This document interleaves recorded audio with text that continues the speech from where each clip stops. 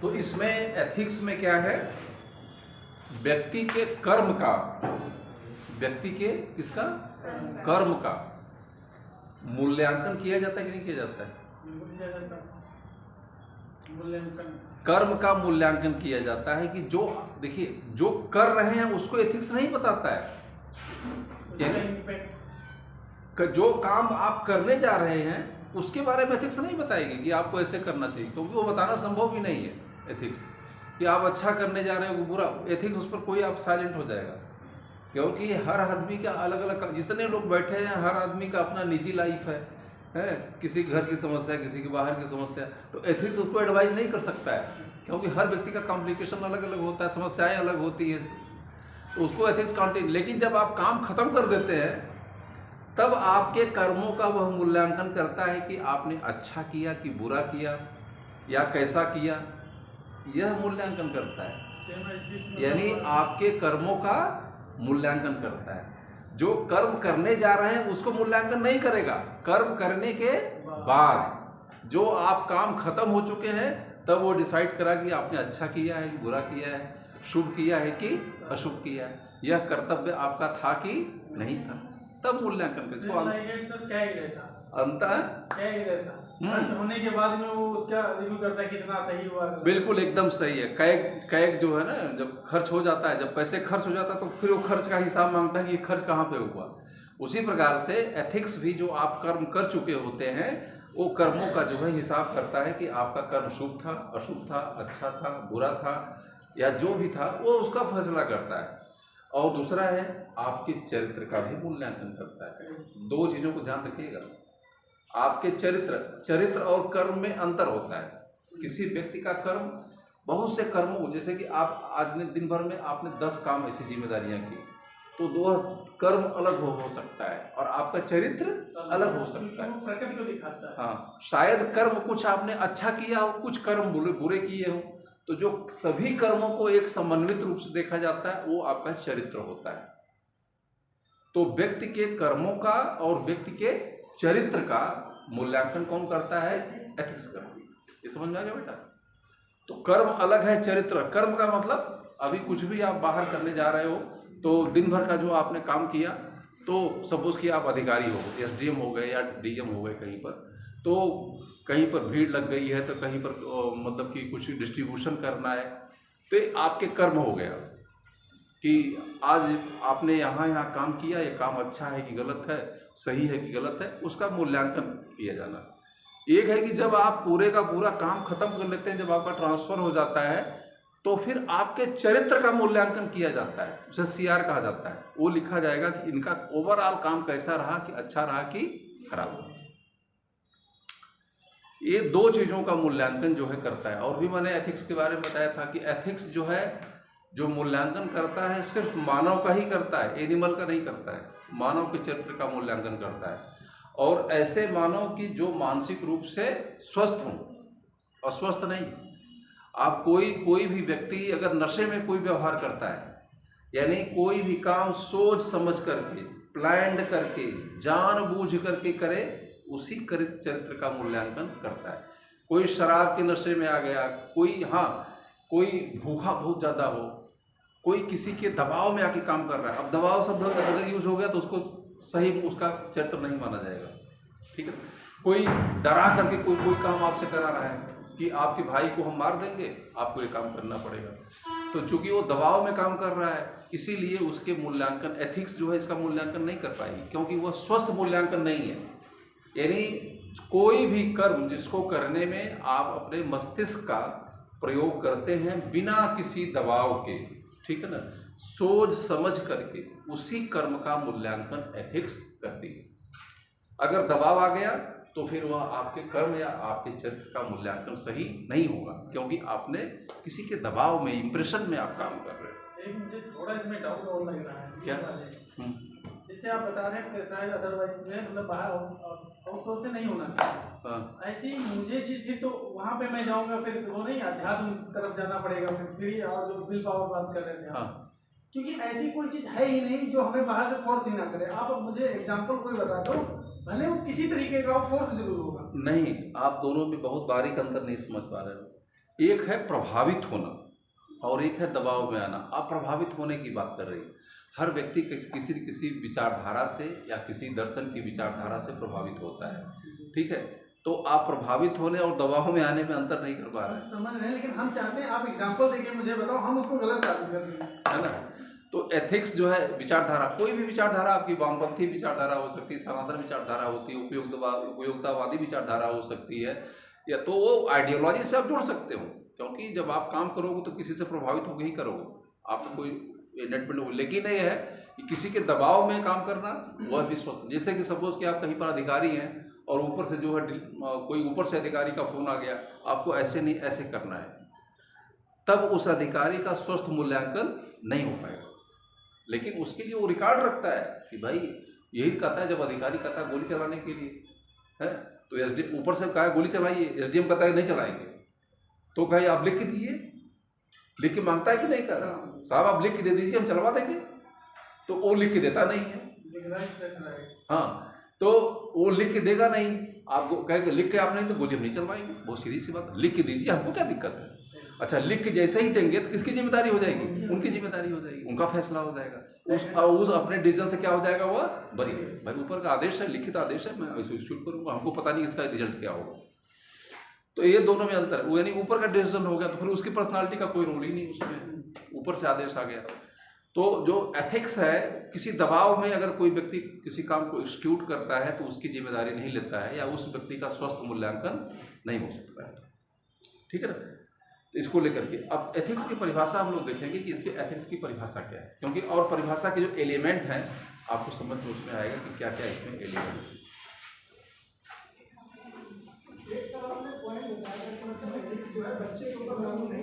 नहीं होता है, बच्चे पर भी लागू नहीं होता। ये आगे मैं बताऊंगा आपको कि मनोविज्ञान और एथिक्स में जो रिलेशन है, ये यही रिलेशन है। देखो, मनोविज्ञान जो होता है ना, वो मैं नहीं बल्कि एनिमल पर भी लागू होता है।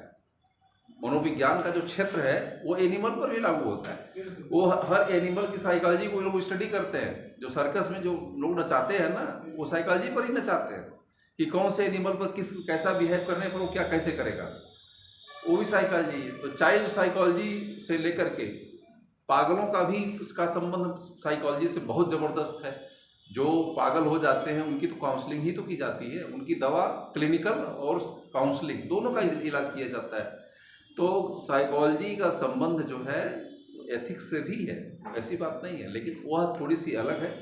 अब जैसे डिसीजन, मैंने कुछ दिन बताया था आपको कि जब कोई भी अधिकारी या कोई भी व्यक्ति जब कोई निर्णय लेता है तो निर्णय लेने के पहले उसकी एक अलग मानसिक प्रक्रिया से गुजरता है। जिस मानसिक प्रक्रिया से गुजरता है वो उसका संबंध किससे है? मनोविज्ञान से। मैंने उस दिन अलग से बताया। तो जो भी मानसिक चिंतन करते हैं आप, तो चिंतन करने की प्रक्रिया का सीधा संबंध किससे है? मनोविज्ञान से है।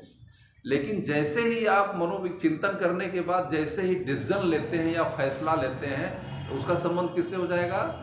नीति शास्त्र से हो जाएगा। ये दोनों में बहुत बारीक अंतर है। तो थिंकिंग प्रोसेस का संबंध जो है किससे है? आपके साइकोलॉजी से। इसीलिए मैंने आपको वो नक्शा बनाया था कि बहुत से सब्जेक्ट आपस में क्या करते हैं?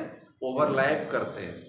एथिक्स का साइकोलॉजी से ओवरलैपिंग होती है, एथिक्स की जो है आपकी सोशियोलॉजी से ओवरलैपिंग होती है, एथिक्स की पॉलिटिकल साइंस से ओवरलैपिंग होती है। ये 5-6 विषय आपको ओवरलैप करते हैं। इसीलिए जब केस स्टडी लिखा जाता है तो केस स्टडी में सबकी इन्वॉल्वमेंट होती है। केस स्टडी में नंबर क्यों नहीं मिलता? इसीलिए नहीं मिलता कि लोग लिखना भूल जाते हैं। मैंने फर्स्ट डे ही बताया था आपको, साइकोलॉजी एथिक्स में नंबर कम लिखने का कारण, क्योंकि जब आप कोई भी केस लिखोगे तो उसमें एथिक्स भी इन्वॉल्व हो जाएगी, साइकोलॉजी भी इन्वॉल्व हो जाएगी, आपकी क्या हो जाएगी सोशियोलॉजी भी इन्वॉल्व हो जाएगी, और आपका कॉन्स्टिट्यूशन तो इन्वॉल्व होगा ही होगा, क्योंकि कोई अधिकारी होता है तो कॉन्स्टिट्यूशन दायरे से बधा होता है। अब इसमें 5 का इनपुट आपको लिखना पड़ता है, और जो कि आसान काम नहीं है। एक आंसर में 200 शब्दों में या 150 शब्दों में इन चारों विषयों को एक साथ में लिखना या उनको ऐसे करना ही बड़ा मुश्किल है, बहुत मुश्किल है। और जो जानता है, जैसे आप जान गए तो प्रयास करेंगे अब, लेकिन ये चीज़ें अभ्यास से आएंगी। एक बार लिखोगे, 2 बार लिखोगे, 3 बार लिखोगे, अब उसकी एंगल का आपको डायमेंशन और लिख दिया, आपको 100% नंबर मिल जाएगा, 100% नंबर, 100% नंबर आपको मिलेगा। आप नहीं जानते हैं तो 15 नंबर में आपको 4 नंबर, 5 नंबर, 6 नंबर, बस उनका एवरेज होता है। थोड़ा सा पढ़ लिए, एक लाइन पढ़े, 5 नंबर, 6 नंबर, 4 नंबर, वो फिक्स होता है। जो थोड़ी सी अच्छा लिखा उसको 6 नंबर दे दिया, जो एवरेज लिखा उसको 5 नंबर दे दिया, लेकिन 10 नंबर देने का कोई सवाल ही पैदा नहीं है।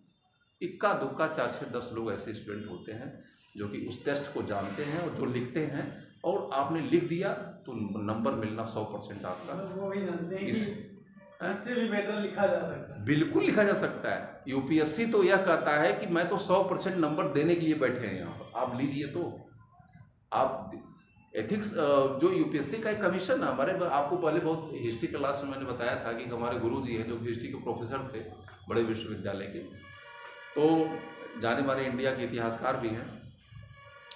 यूपीएससी काफ़ी हमेशा जाते थे जांचने के लिए, अब नहीं जा रहे हैं, लेकिन पिछले 10 साल से लगातार कॉपी जाते हैं, हिस्ट्री कॉपी जांचने। तो हम उनसे यही पूछते थे कि नंबर मिलता क्यों नहीं। तो जो अंदर की बात बताई, जो कि हमको रिगार्ड नहीं बहुत कर बताना चाहिए, फिर भी मैं बता दे रहा हूँ, सबका भला होगा इसमें। उन्होंने ये बताया कि यूपीएससी से हम लोगों को गाइडलाइन दी जाती है कि आपको बच्चे को अधिकतम नंबर देना है। एक गाइडलाइन दी जाती है कि बच्चे को कम नंबर नहीं देना है, कितना नंबर देना है, ज़्यादा नंबर देना है। लेकिन ज़्यादा नंबर के चक्कर में थोड़ी है कि जो आप नहीं लिखे हैं, नहीं लिखे फिर भी नंबर दे देगा यूपी बोर्ड की तरफ से। उसके लिए बाकायदे इंस्ट्रक्शंस बताए जाते हैं कि बच्चा ऐसे लिखेगा। और जो कॉपी प्रोफेसर जांचता है तो उसको जब क्वेश्चन दिया जाता है तो उसको आंसर भी लिख के दिया जाता है। आपको लगता है कि आंसर नहीं दिया जाता है, इस एरिया में होना चाहिए। यानी जो भी कॉपी जानता है वो तो इंडिया का जाना माना प्रोफेसर होता है, और जब उसको क्वेश्चन दिया जाता है तो क्वेश्चन के साथ में आंसर भी दिया जाता है कि ऐसे इस एरिया का आंसर होना चाहिए, और बाकी कुछ उसको फ्लेक्सिबिलिटी दी जाती है। बाकी आपको लगता है कि बेटर है तो आपके ऊपर विवेक है, आप इतना नंबर दे सकते हो। लेकिन उसमें भी कई चीज़ें हैं कि किसी भी व्यक्ति को अगर आप 70% से अधिक नंबर दे रहे हैं, 75-80%, तो फिर आपको क्लेरिफिकेशन देना पड़ेगा कि आपने इतना नंबर क्यों दिया, इसके पीछे रीजन क्या है। इसीलिए कौन जाएगा क्लेरिफिकेशन देने के लिए। तो प्रोफेसर इतना नंबर देने से क्या होता है, बचता है कि कौन जाएगा, दुनिया को पूछा जाएगा कि क्यों नंबर दे दिया, उससे अच्छा ठीक है 1 नंबर कम करके कर दिया। लेकिन ये है कि अधिकतम नंबर, और ये सिर्फ यूपीएससी में होता है और कहीं नहीं होता है, स्टेट पीसीएस में नहीं होता है। एक कॉपी को 5 बार मूल्यांकन किया जाता है, 1 बार नहीं 5 बार, 5 टाइम्स। 5 लोगों के पास, हाँ 5 लोगों के पास कॉपी जाती है। कॉपी एक ही रहेगी लेकिन वो 5 अलग अलग एक्सपर्ट के पास जाएगी, और 5 लोग सबको, किसी को ये पता नहीं कि पिछला आदमी कितना नंबर दिया है, ये भी पता नहीं, और फिर 5 को मिला करके उसका क्या किया जाता है कि उसका एवरेज कर दिया जाता है। इसीलिए यूपीएससी में कभी भी अन्याय होने की उम्मीद, अन्याय किसी के साथ में हो ही नहीं सकता है। एक आदमी बहुत खराब दे देगा लेकिन दूसरा तो खराब थोड़ी देगा। 5 लोगों को जब मूल्यांकन करना है तो कुछ न कुछ आपकी बातें उसकी पसंद आएंगी, किसी को कुछ पसंद आए, किसी को कुछ पसंद आए। ये मूल्यांकन का तरीका है सिविल सर्विस में, बहुत गंभीरता से मूल्यांकन होता है।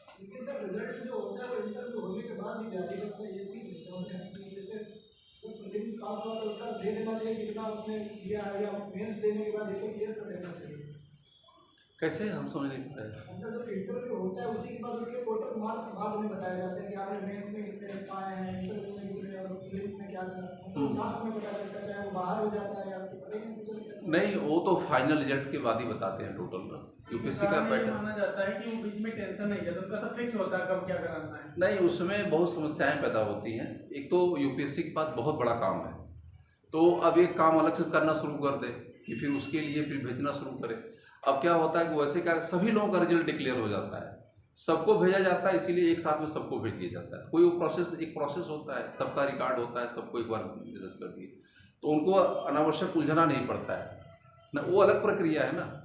लेकिन सर वो अपना आंसर किसी जारी करने के लिए पता तो चल लग जाता है कि इसकी रिजल्ट नाम आ गया नहीं आ गया, उससे क्या होता है कि वो फिर अलग से अधिकारी नियुक्त करे, इसकी चार्ज उसका विभाग। हाँ वही तो मैं कह रहा हूँ, इसीलिए वो लोग बीच में कोई उसमें इंटरफियर नहीं करते। जब फाइनल रिजल्ट आता है तो फाइनल रिजल्ट के साथ में सभी लोगों का रिजल्ट जारी कर देते हैं। जो भी मैथ्स दिए, प्री को तो बताते नहीं है, प्री तो मान लीजिए बाद में, पहले अभी तो प्री का नंबर आप लोगों को मिल रहा है ना, हम लोगों को समय प्री का नंबर भी नहीं मिलता था। अब तो प्री का नंबर पता चल जाता है। हाँ पता चल जाता है। हाँ, लेकिन पहले अब नहीं पता चलता था, पहले ये कोई प्रोविजन नहीं था। आप साइलेंट में अपना कैलकुलेशन कर करके बैठ जाइए। इंटरव्यू हो जाए तब आ जाएगा रिजल्ट। हाँ, तो पहले नहीं पता चलता था इसके बारे में कि आपने क्या लिखा है, कैसे लिखा है। प्री का तो पता नहीं, खैर मैथ्स का तो पता चलता ही था। ठीक है, तो एथिक्स जो है एक विषय है जो कि मानव से जुड़ा हुआ है और इसका संबंध स्वस्थ मानव से ही है। ठीक है ना। और इसके बाद स्वस्थ मानव जो है, जो जानबूझकर को जो कर्म करता है बिना किसी दबाव के, विदाउट एनी प्रेशर, ठीक है ना, तो इसको एथिक्स कहा जाता है। अब आगे लिखिए इसकी परिभाषा के बारे में कि लिखिए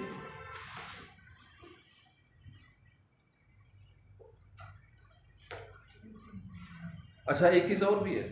मैंने कहा कि स्वस्थ मानव का इलाज करता है, लेकिन कोई आदमी अगर जंगल में रह रहा हो, फॉरेस्ट में, तो जो जंगल में रहने वाले व्यक्ति का भी जो है एथिक्स कोई वो नहीं करता है, क्योंकि इसमें सामाजिक होना जरूरी है। सामाजिक तो जहाँ समाज कैसे बनता है, लोगों के साथ में मिल करके बनता है, उसे सोसाइटी कहा जाता है। समाज में लोगों को समूह में रहना जरूरी है। तो कोई व्यक्ति अगर साधु सन्यासी या कोई भी डाकू है, कोई चोर या यानी स्वस्थ आदमी कोई अगर जंगल में रहता है तो वहां पर एथिक्स अप्लाई। तो इसमें पीवीटी वाले आएंगे हैं? पीवीटी वाले मतलब पीवीटी वाले को पर्टिकुलर ट्राइब कम्युनिटी ग्रुप नहीं होता है, वन लेवल ट्राइब ग्रुप। बिल्कुल आएंगे अगर वो समूह में रहते हैं। मैं यहाँ अकेले रहने की बात कर रहा हूँ, नहीं बात कर रहा, क्योंकि वो उनका समूह अलग होता है ना। हाँ बिल्कुल आए, क्यों नहीं आएंगे। लेकिन हम इसमें एक चीज और सोच रहे हैं, आप मुझे बताना सही होगा कि नहीं, हाँ। कि यहाँ पर कई लोगों के अलग अलग एक समुदाय से जुड़कर होता है, तो वो समाज होगा या उनका एक अलग हो, क्योंकि उनकी एक ही अलग होने से मतलब नहीं है। कोई भी सोसाइटी हो, अगर समूह में रहती हो, अगर 10 लोगों का, 5 लोगों का, जो समाज की जो परिभाषा क्या है, समाज की परिभाषा मतलब जहाँ लोग ग्रुप में रहे या समूह में रहे, उसी को समाज कहा जाता है। तो अगर कोई व्यक्ति समूह में नहीं रहता, यहाँ व्यक्ति की बात हो, व्यक्ति चाहे वो ट्राइबल हो, चाहे जो भी हो, कोई भी व्यक्ति अगर समूह में रहता है तो एथिक्स वहीं अप्लाई होगी। और कोई व्यक्ति अगर एकांत में रहता है तो एकांत में रहेगा तो वहाँ उसके बीच में क्लैश ही नहीं होगा, क्लैश संघर्ष होगा ना। तो जब क्लैश होने से ही एथिक्स अप्लाई होती है।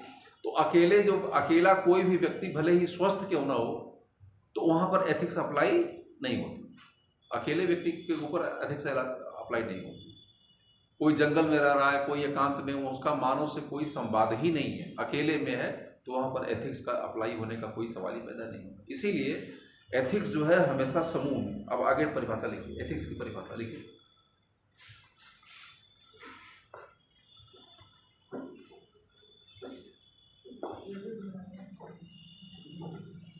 नीति शास्त्र वह मानकीय अथवा आदर्श मूलक विज्ञान है। नीति शास्त्र वह मानकीय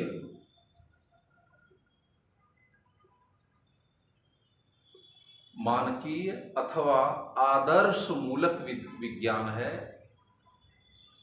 अब मैं आगे बताऊंगा कि आदर्श मूलक क्या होता है या मानकीय क्या होता है। मानवीय मत लिखिएगा, मानकीय यानी स्टैंडर्ड, मानकीय अथवा आदर्श मूलक विज्ञान है जो सामाजिक जीवन व्यतीत करने वाले, जो सामाजिक जीवन, यहां देखिए मैं अभी बताया ना कि सामाजिक जीवन व्यतीत करने वाले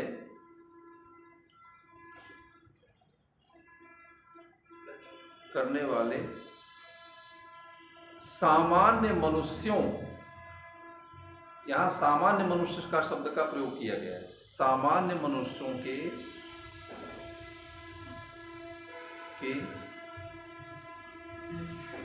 आचरण, सामान्य मनुष्यों के आचरण या ऐच्छिक कर्मों पर, ऐच्छिक का मतलब जिसे जानबूझ के करे उसे ऐच्छिक कहा जाता है। ऐच्छिक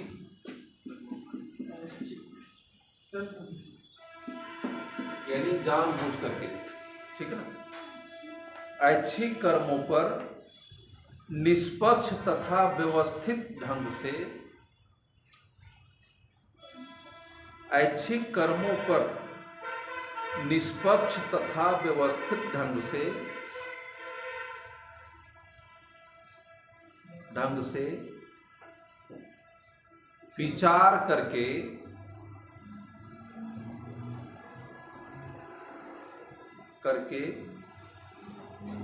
उसके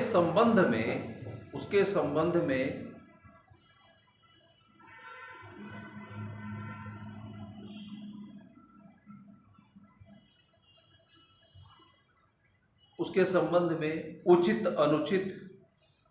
अनुचित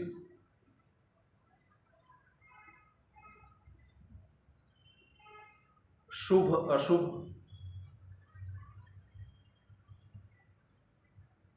आदि का निर्णय देने के लिए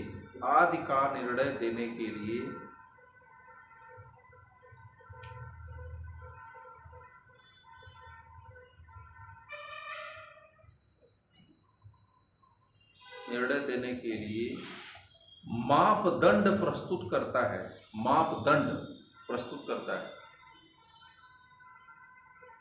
तो मापदंड व्यक्त करता है, वो लिखना गलत हो जाएगा सर। नहीं, व्यक्ति नहीं करता, कर्ता करेगा तो व्यक्ति एक स्टैंडर्डाइज करता है। कहा था कि शुभ किसे कहा जाता है, अच्छा क्या है, बुरा क्या, उसके लिए एक नियम की स्थापना करता है, स्टडी के आधार पर। ठीक है, अभी मैं बताऊंगा आपको। प्रेजेंटेशन की बात करें, हाँ, प्रस्तुत करता हूँ।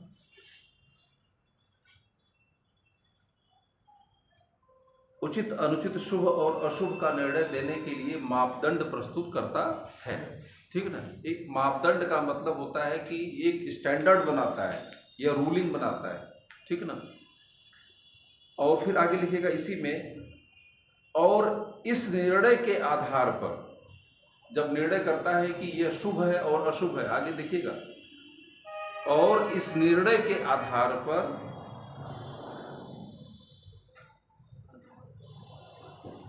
कुछ मूल सिद्धांतों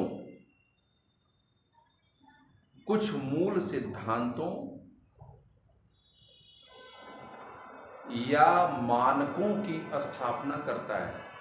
कुछ मूल सिद्धांतों या मानकों की स्थापना करता है।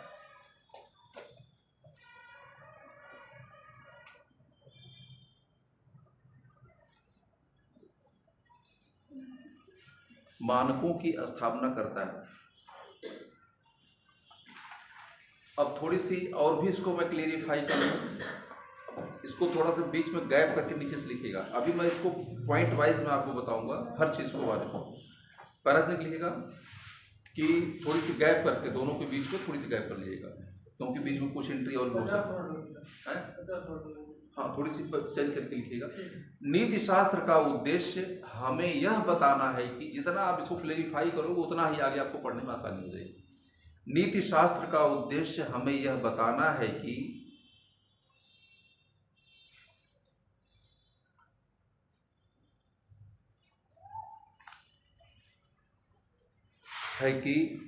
हम किन नियमों, सिद्धांतों तथा आदर्शों के आधार पर, नीति शास्त्र का उद्देश्य हमें यह बताना है कि हम किन नियमों, सिद्धांतों तथा आदर्शों के आधार पर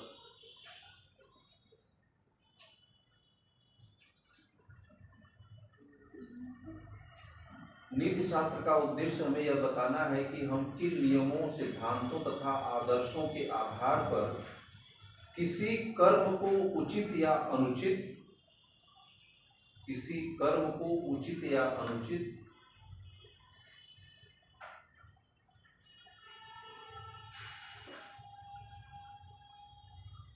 या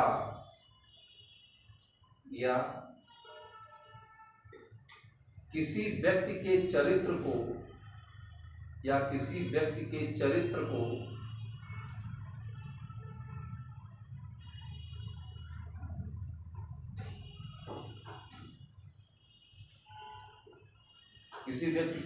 को शुभ अशुभ या अच्छा बुरा कह सकते हैं।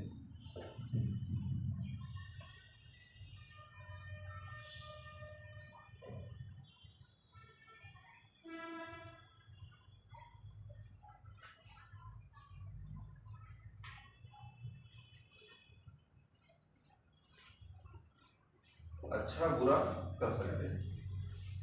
ये बहुत कुछ अब साफ हो गया होगा। एक और फिर लास्ट में एक परिभाषा, फिर थोड़ा सा गैप करके फिर एक परिभाषा लास्ट में इंग्लिश की परिभाषा बता रहा हूँ, अंग्रेजी की परिभाषा जो इंग्लिश में है।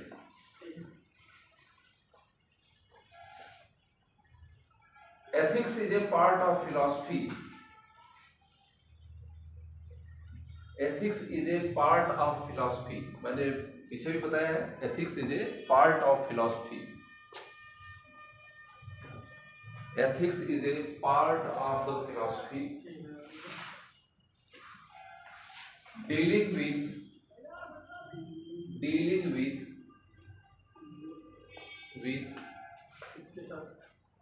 moral conduct,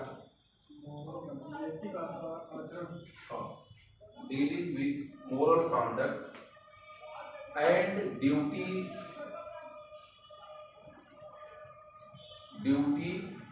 comma judgment, duty moral conduct, duty and judgment।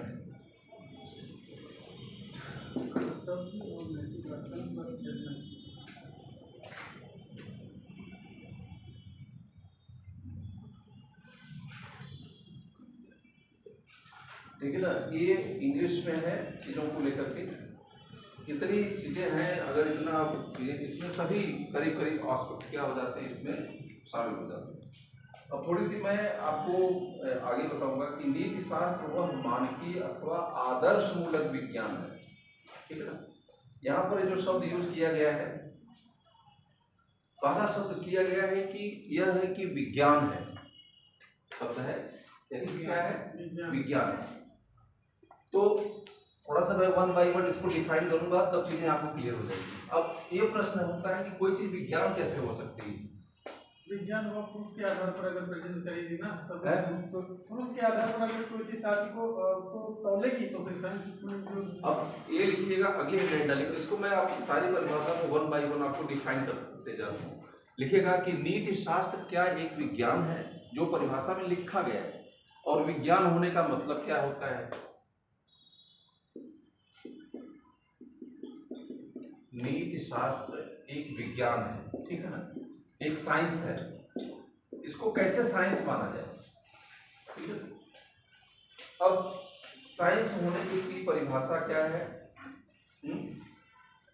विज्ञान उसे कहा जाता है जहां पर की क्रमबद्धता हो, कोई भी चीज क्या हो, क्रमबद्ध तरीके से हो, निष्पक्ष हो और ऑब्जेक्टिव हो, ठीक है ना, और अंत में लॉजिकल हो, तार्किक हो।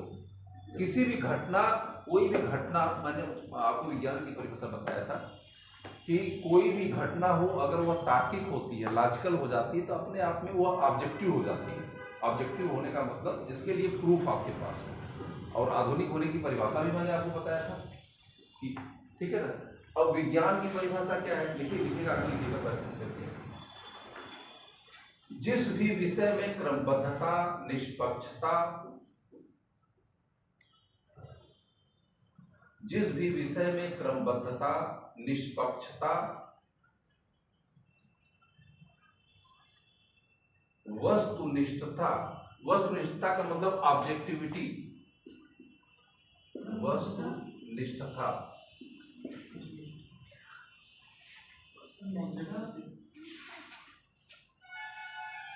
जिस भी विषय में क्रमबद्धता, निष्पक्षता, वस्तुनिष्ठता तथा तार्किकता होती है,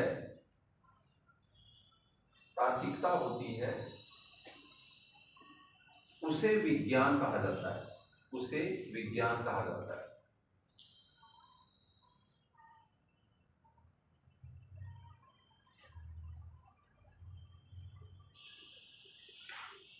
उसे विज्ञान कहा जाता है।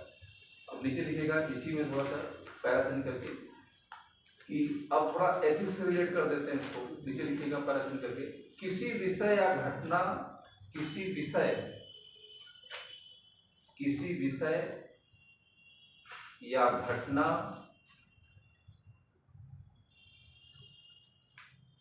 का यथासंभव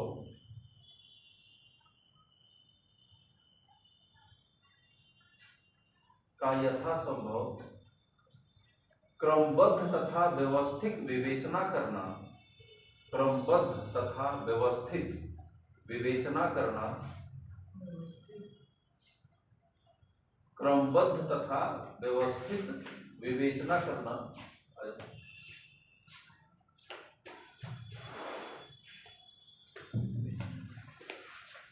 तथा पूर्णतया निष्पक्ष रहकर, तथा पूर्णतया निष्पक्ष न्यूट्रल रह करके,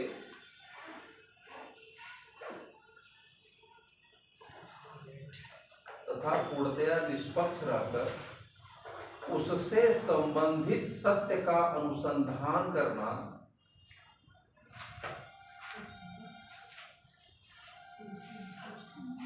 पूर्णतया निष्पक्ष रहकर तथा पूर्णतया निष्पक्ष रहकर उससे संबंधित सत्य का अनुसंधान करना,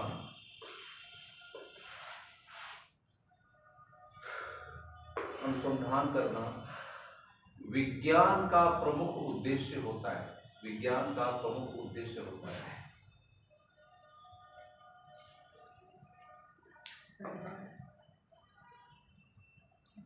तो यहाँ इसमें ये लिखा है, अगर इस परिभाषा में जो मैंने एथिक्स की परिभाषा को ही मैं बता रहा, एथिक्स है कि अगर विज्ञान है तो विज्ञान है तो विज्ञान में क्या क्या चीजें होती हैं। मैंने बताया कि विज्ञान में क्रमबद्धता होती है, निष्पक्षता होती है, ऑब्जेक्टिविटी होती है, ठीक है ना। और जो भी व्यक्ति उसको वो करता है वह उससे निष्पक्ष रहता है, उसकी घटनाओं से प्रभावित नहीं होता है, ठीक है ना। तो घटनाओं से, जैसे कि आप H2SO4 जब बनाते हैं, H2O2 मिलाओगे H2SO4 बन जाता है लैब में, तो उसमें आपका कोई इन्वॉल्व, आप कुछ अलग से नहीं इन्वॉल्व होते, एक मटेरियल के बारे में बता रहा हूँ। लेकिन किसी घटना की जब आप एनालिसिस करते हो तो उस घटना से उसी तरीके से आप अपने को न्यूट्रल रखोगे, अलग रखोगे। ये कहने का मतलब यही है, किसी भी घटना को निष्पक्ष रह करके उसका अनुसंधान करना, उसका रिसर्च करना, उसका पता लगाना कि एथिक्स का महत्वपूर्ण है। जहां भी विज्ञान होगा, इसीलिए जब एथिक्स को लिखोगे आप, मेरे बताने का ही मतलब है, जब इसको लिखोगे तो जितनी चीजें मैंने बताई हैं उन चीजों को आपको फॉलो करना पड़ेगा। कोई आपकी कल्पना का कोई स्थान ही नहीं है, आपकी इमेजिनेशन का कोई रोल नहीं है। जो भी आप किसी को इन्वेस्टिगेट करोगे, किसी घटना को या किसी व्यक्ति के चरित्र को, तो निष्पक्ष रूप से आप न्यूट्रल रह करके उसी घटना की व्याख्या, कोई किसी प्रकार का उसमें इन्वॉल्वमेंट आपका नहीं है, चाहे जो भी है। और जो भी लिखना है कैसा लिखा जाएगा, क्रमबद्ध लिखना पड़ेगा। ये नहीं कि पीछे का आगे और आगे का पीछे, नहीं। क्रमबद्ध अगर नहीं है तो वो भी वैज्ञानिक नहीं है, ध्यान रखिएगा। क्रमबद्ध अगर नहीं है, जैसे बच्चा होता, पैदा होता है, धीरे धीरे यंग युवावस्था में आता है, फिर वृद्धावस्था में पहुंचता है, उसी तरीके से जो भी घटना को आप लिखोगे, क्योंकि एथिक्स है ना, एथिक्स में आप ना निर्णय देते हो, जजमेंट देते हो। जजमेंट का मतलब फैसला करते हो कि अच्छा है कि बुरा है या कर्तव्य है कि नहीं है। तो उसमें आगे पीछे की घटनाओं को इधर उधर नहीं कर सकते हो, एक क्रम से लिखोगे आप, तभी वैज्ञानिकता आएगी। बहुत बार जब उत्तर आप लिखते हो ना, जब लिख करके बैठ जाते हो तो बहुत कहता है अरे ये तो छूट गया, अच्छी बातें छूट जाती हैं। तो बहुत से लोग होते हैं कि बाद में लिख रहे, करते भी ऐसे, हम लोगों ने भी किया है। अब उसको वैज्ञानिक माना जाएगा कि नहीं माना जाएगा? नहीं माना जाएगा। आपने गलती किया है, ऐसी गलती दोबारा मत करिएगा।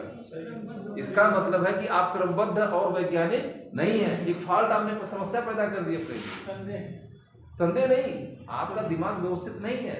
इसीलिए जब लिखा जाता है सिविल सर्विस के आंसर को, तो बाकायदे फ्रेम बनाया जाता है। पहले लिखने के पहले आप क्या लिखेंगे, आप उसका आंसर आपके सामने एकदम प्रस्तुत हो जाना चाहिए। हम क्या लिखेंगे इसमें और किस क्रम में लिखेंगे। इसीलिए मैं बार बार कहता हूँ, सिविल सर्विस की जो राइटिंग स्किल जान गया, उसको दुनिया की कोई ताकत IAS बनने से नहीं रोकता है। इतना चीज हो गया।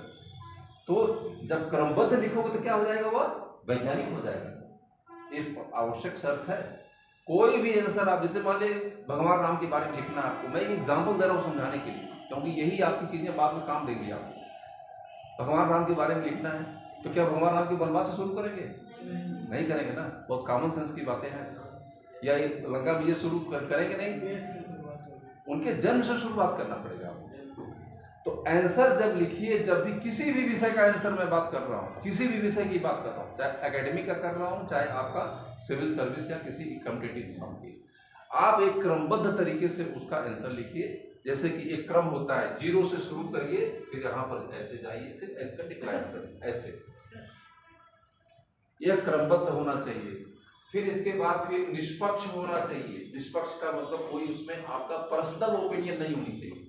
जो घटना जैसी है, जो है, एकदम डिट्टो आपको उसको डिफाइन करना पड़ेगा। वस्तुनिष्ठता होनी चाहिए, ऑब्जेक्टिविटी होनी चाहिए। वस्तुनिष्ठता का मतलब होता है, क्या मतलब, क्या समझ रहे हैं? ऑब्जेक्टिविटी का मतलब देखो एकदम सही बोल रहे हो। 2 + 2 = क्या हो गया? 4। ये इसे कहा जाता है ऑब्जेक्टिविटी। यानी जो भी घटनाओं का सीक्वेंस होगा उसमें किसी प्रकार का कोई झोल नहीं होना चाहिए। 2 + 2 = 5 नहीं होना चाहिए। तो इसमें ऑब्जेक्टिविटी होनी चाहिए। ऑब्जेक्टिविटी उसे कहा जाता है जिसमें कि 100% जिसका प्रूफ हो, साक्ष्य हो, जो आप कह रहे हो ना, उसमें। इसीलिए इसमें प्रूफ का होना जरूरी। कोई भी घटना करो बिना प्रूफ और साक्ष्य के नहीं। अगर प्रूफ नहीं तो वैज्ञानिक हो ही नहीं। उसे क्या कहा जाएगा? आपकी कल्पना कहा जाएगा कि आपने कहाँ से उड़ा करके इसमें रख दिया, इसके लिए कोई साक्ष्य मल्टीपल हो गया तो फिर इसमें वो हो जाएगा ना। ये जो नीति शास्त्र एक विज्ञान है। हम लोग अभी 3rd सेमेस्टर में इसके सोशियोलॉजी के पढ़ रहे थे। अगस्त कॉम्टे का विज्ञानों का वर्गीकरण, जिसमें ये बताते हैं गणित, खगोल, भौतिकी, रसायन, जीव और समाजशास्त्र। उसके बाद में 7वें विज्ञान के रूप में नीति शास्त्र को शामिल किया गया। इसलिए नीति शास्त्र में इन 6 विज्ञानों को समाहित किया जाता है। इसलिए इसको नीति शास्त्र को एक विज्ञान भी कहते हैं।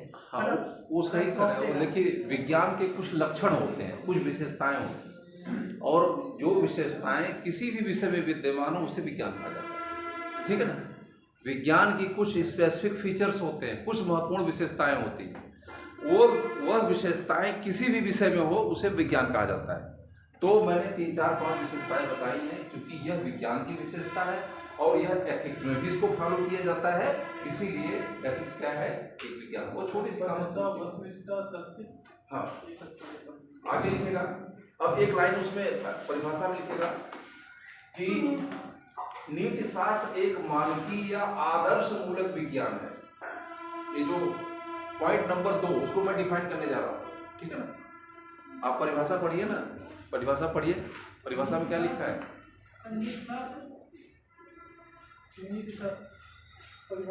हिंदी वाली पहली परिभाषा। नीति शास्त्र का उद्देश्य हमें यह बताना है कि हम किन नियमों तथा सिद्धांतों, नहीं, इसके पहले हाँ, ये यही बताने जा रहा हूँ। नीति शास्त्र वह मानकीय, मैंने पहले विज्ञान के बारे में बताया, जो लिखा है कि नीति शास्त्र एक विज्ञान है, विज्ञान को बताया। फिर दूसरा शब्द उसमें अंडरलाइन आप कर लीजिएगा, एक मानकीय या आदर्श मूलक विज्ञान है। इसको मैं डिफाइन करने जा रहा हूँ। मानकीय और आदर्श मूलक का मतलब क्या होता है? ठीक है ना? उसको मैं बताया। मानकीय का स्टैंडर्ड आइडियोलॉजिकल मूलक, उसका भी एक मूल होगा standard level.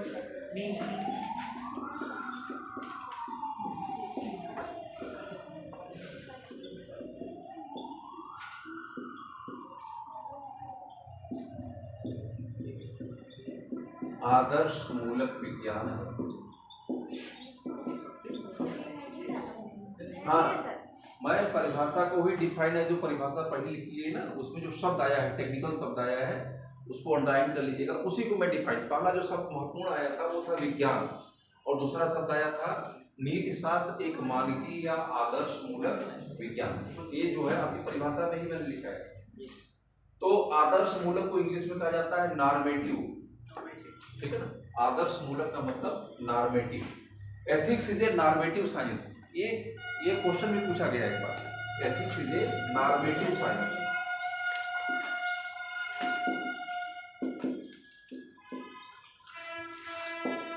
Is a normative science.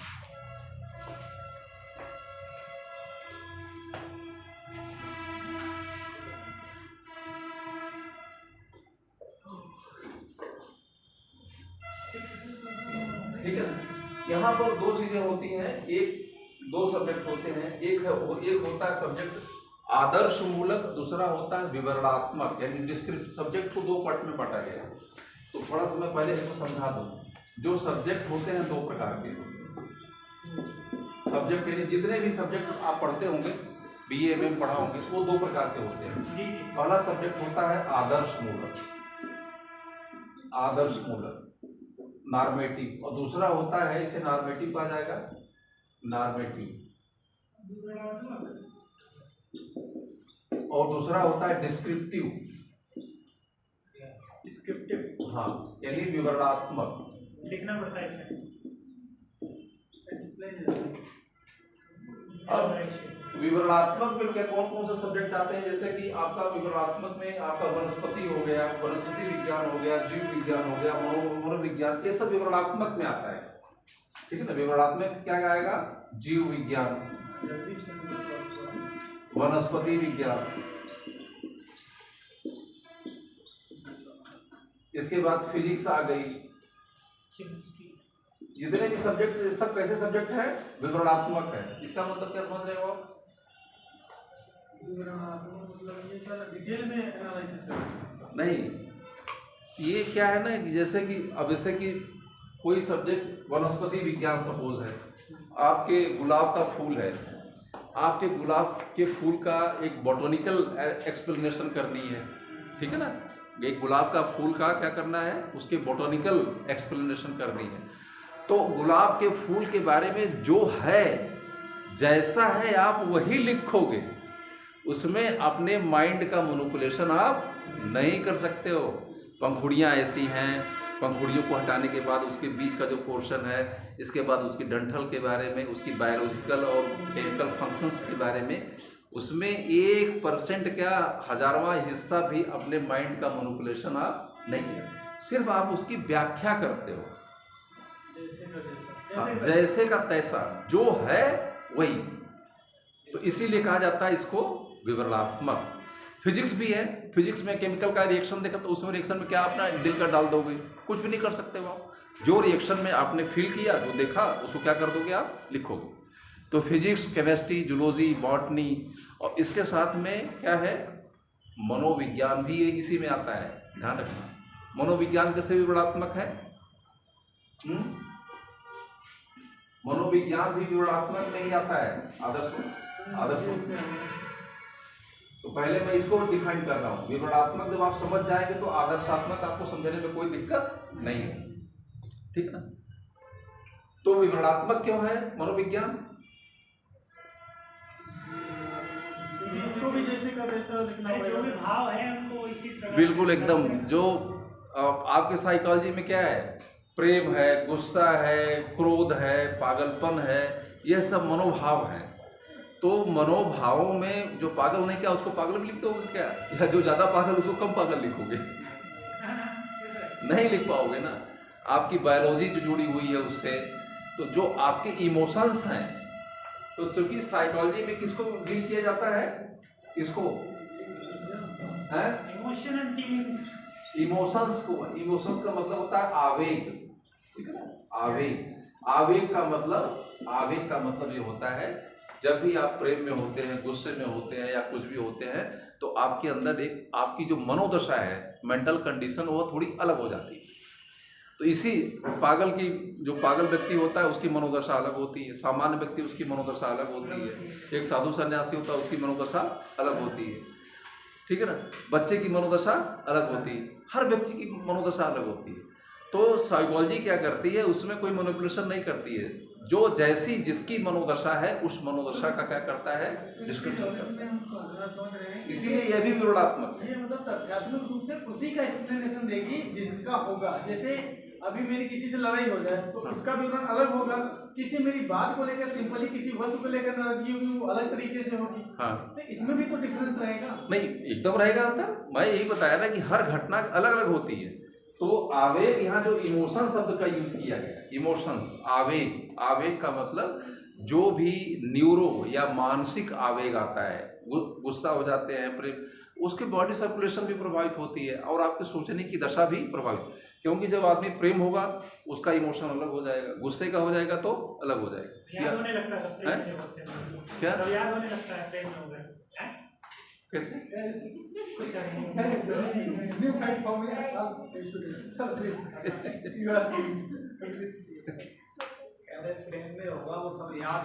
प्रेम में याद होने लगता है, लेकिन वो प्रेम में पागल भी तो हो जाते हैं। हमें लगता है लैला मजनू को नहीं जानते हो क्या? वही तो कह रहे हैं, कपड़े फाड़ देते हैं, पागल हो जाते हैं, जेलों में चले जाते हैं। ये भी प्रेम के आवेग का एक भी असर होता है? नहीं होता है। ठीक है, वो प्यार में खोने के बाद होता है ना, चलते रहने की तरह थोड़ी होता है। तो ये जो दोनों इमोशंस होते हैं, देखो जो भी इमोशंस का अतिरेक होता है, एक्सट्रीम होता है, उसमें जैसे क्रोध में है तो क्रोध में क्या याद कर पाओगे? नहीं कर पाओगे। तो उसी तरीके से प्रेम है, जब अति प्रेम में होंगे तब तो किताबों से प्रेम है तब तो समझ में आ जाएगा, चलो ठीक है। लेकिन दूसरे से प्रेम होगा पढ़ो तो फिर वही चीजें हो जाएगी ना। हाँ वही चीज, तो वहाँ डाइवर्जन हो जाएगा। ठीक है ना। तो आपका जो सब्जेक्ट है ना, ये क्या है? ये डिस्क्रिप्टिव साइंस है, ये विवरणात्मक है, इसमें साइकोलॉजी भी उसमें आ जाती है। लेकिन अब इसको लिखिए फर्स्ट पार्ट को कि विवरणात्मक है, डिस्क्रिप्टिव है। डिस्क्रिप्टिव क्या आ जाएगा? मनोविज्ञान आ जाएगा, जीव विज्ञान आ जाएगा, वनस्पति आ जाएगा, फिजिक्स आ जाएगा, केमिस्ट्री, यह सभी विवरणात्मक है। इसको लिख लो पहले, फिर मैं आगे बताऊंगा कि ये आपका एथिक्स आदर्शात्मक क्यों है।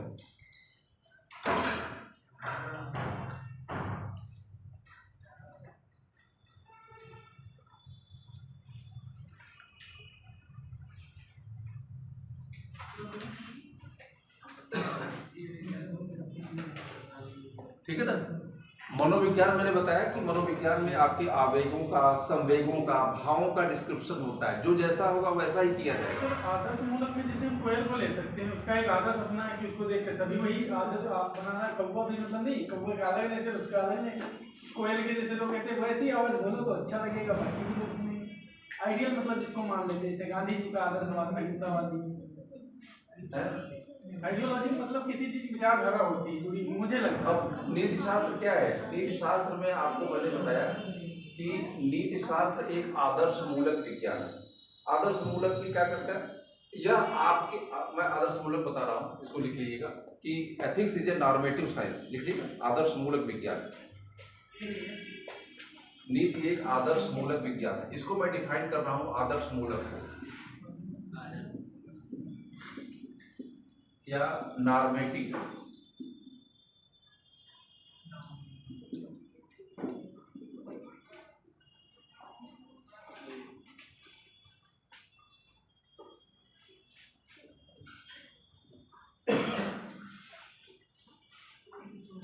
यह क्या करता है कि आदर्श मूलक क्यों है? क्योंकि यह व्यक्ति के कर्मों का क्या करता है? क्या करता है? मूल्यांकन करता है। मूल्यांकन करता है तथा प्रत्येक कर्म का एक आदर्श प्रस्तुत करता है। आदर्श प्रस्तुत करता है।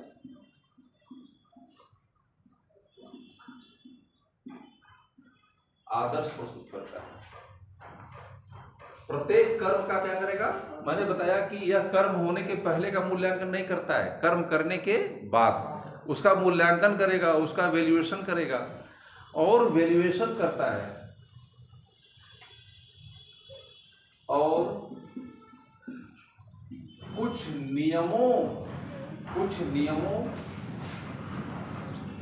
को स्थापित करने का प्रयास करता है। स्थापित करने का प्रयास करता है।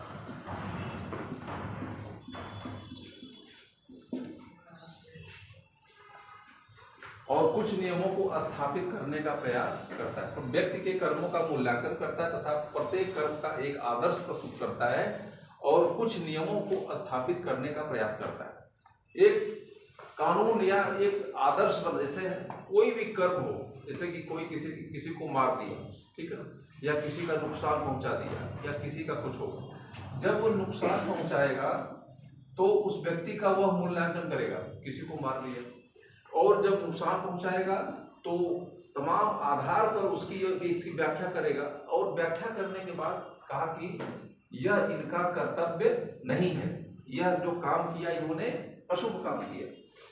यह फाइनल रिजल्ट देगा कि यह जो उन्होंने काम किया, क्या किया, अशुभ काम कर दिया, किसी को नुकसान दिया, किसी को मार दिया, किसी बच्चे को सता दिया, किसी महिला को मार दिया, या कुछ भी ऐसा डैमेज कर दिया।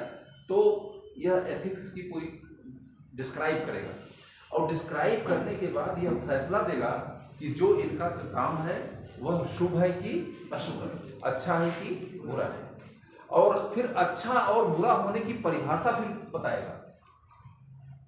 ठीक, क्या करेगा, अच्छा और बुरा होने की परिभाषा बताएगा, और फिर उसको एक नियम के रूप में बांधने का प्रयास किया गया। ठीक है, इसका मतलब ये हो गया कि अगर कोई शुभ है या अच्छी है तो आपको मारने वाला काम तो नहीं करना चाहिए। यानी जैसे मान लिया कोई किसी को नुकसान पहुंचा दिया तो ये क्या हो गया, अशुभ हो गया। ठीक है ना, ये अशुभ हो गया। या इसे कहा जाएगा इस आदमी का कर्तव्य नहीं है, तो अशुभ के कुछ लक्षण देखने को मिलते हैं। अब देखिए, आप उल्टा कर दीजिए, उल्टा कर दीजिए ना, यानी कोई चीज अगर अशुभ है तो उसमें क्या होगा, दूसरे का जो नुकसान करेगा उसे अशुभ कहा जाएगा। तो जो घटना होती है उस घटना की व्याख्या करता है। जैसे कोई दबंग, नाम मैं किसी का नहीं ले रहा हूं, कोई दबंग है, कोई गुंडा है, कोई बदमाश है, उसकी परिभाषाएं बदलती रहती है। वो उसका उद्देश्य ही दूसरों का नुकसान करना, गांव में जो मिले उसका पैसा लूट लेना, गरीब आदमी को जो है घर कब्जा कर लेना, या फर्जी काम कर देना, अपने को खूब पैसे कमाना, दूसरे को दबा कर रखना, ऐसा व्यक्ति।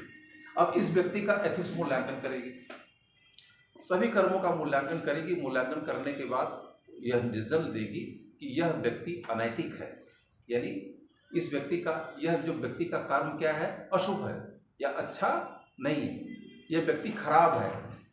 तो अशुभ भी कहता है, खराब भी कहेगा और अच्छा भी नहीं कहेगा। तो एक नियम बनाया, कैसे, कंक्लूजन के आधार पर, क्योंकि इसने दूसरे का नुकसान किया है, अपना फायदा किया है, इसमें स्वार्थवाद आ जाएगा। तो ये पब्लिक वेलफेयर का विषय नहीं है। एथिक्स कहती है कि सबका वेलफेयर होना चाहिए। जब वही बताया ना कि जब व्यक्ति और समाज के बीच में जब क्लैश होता है तो किसको महत्व दिया जाएगा, समाज को महत्व दिया जाएगा। हर व्यक्ति को कमाना तो अपना उद्देश्य है, ज़्यादा से ज़्यादा पैसे कमाना, अपना घर बसाना, परिवार चलाना, लेकिन उसका भी नीति शास्त्र एक दायरा प्रस्तुत करता है।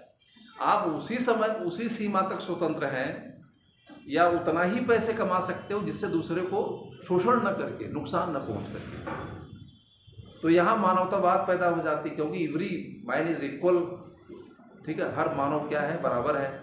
तो दूसरे को शोषण करके आप अपने को पैसे नहीं करोगे तो कर सकते हो, कोई दिक्कत नहीं है, लेकिन आपको नीति शास्त्र क्या कहेगी, आपने जो काम किया वो कैसा किया है, अनैतिक। तो यानी कर्मों के आधार पर प्रत्येक व्यक्ति को नैतिक, अनैतिक, शुभ अशुभ, अच्छा बुरा को निर्धारित किया जाता है। उसके लिए एक नियम भी बनाया जाता है कि यह व्यक्ति काम करेगा तो इसे अशुभ कहा जाएगा। इसीलिए किसी को मार देना, किसी को नुकसान पहुंचाना अच्छा नहीं माना जाता है, क्योंकि इसको नीति शास्त्र ने स्थापित किया है, यह परंपराओं से आया हुआ, अच्छा नहीं माना जाता है। ठीक है ना। तो ये अपने आप में यह जो नीति शास्त्र है एक आदर्श प्रस्तुत करता है, इसीलिए इसको कहा जाता है आदर्श मूलक। लिख लीजिएगा कि नीति शास्त्र लोगों के सामने एक आदर्श प्रस्तुत करता है। नीति शास्त्र लोगों के सामने एक आदर्श प्रस्तुत करता है, इसीलिए इसे आदर्श मूलक कहा जाता है।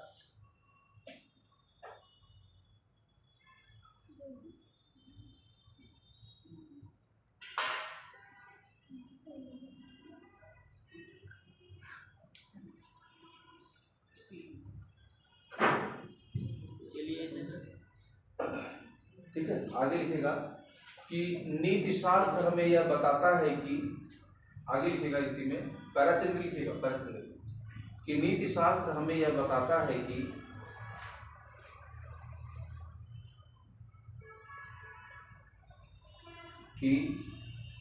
किन नियमों, आदर्शों तथा सिद्धांतों के आधार पर,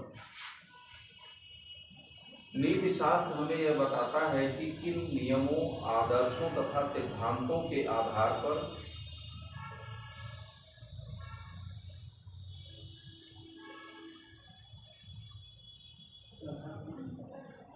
नीति शास्त्र हमें यह बताता है कि किन नियमों से, आदर्शों तथा सिद्धांतों के आधार पर किसी कर्म को उचित अनुचित, किसी कर्म को उचित अनुचित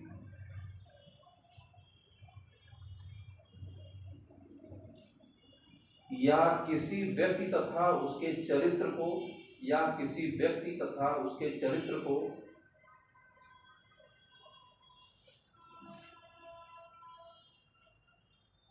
या किसी व्यक्ति तथा उसके चरित्र को शुभ या अशुभ, शुभ या अशुभ या अच्छा या बुरा कह सकते हैं, या अच्छा या बुरा कह सकते हैं।